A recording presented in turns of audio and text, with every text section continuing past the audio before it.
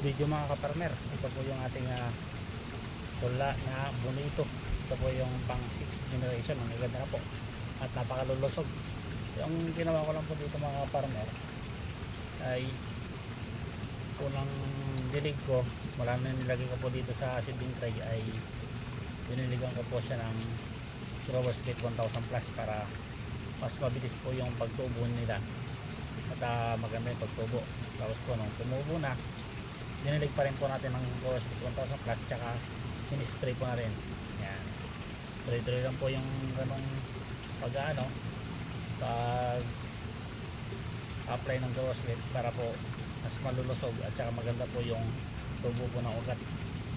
Ayan o, ito po yung isa. Bali ito po mula nung nilagay ko po dito, mula po nung itinusok ko dito sa seedling tray ay pang 7 days pa lang po ngayon, pero nakita nyo naman pwede na po silang i-transplant.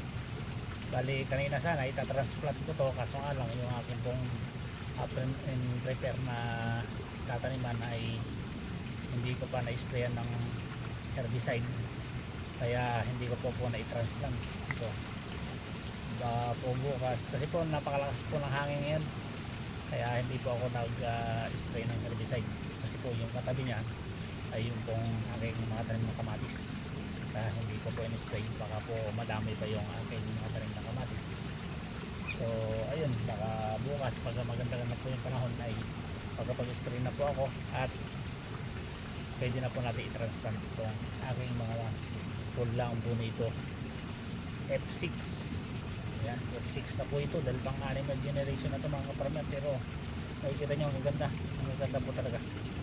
At yung mga gusto po na order nito, yung mga seeds nito, pwede po tayong magbenta kahit na konti, o PM nyo lang po ako mga kaparmer, may seeds lang po kayo sa akin para po makapag-prepare po tayo, dahil yung akin pong mga tanim na bonito ay meron pa po ako mga binibili na talaga namang quality at mabilis patubuin mga partner.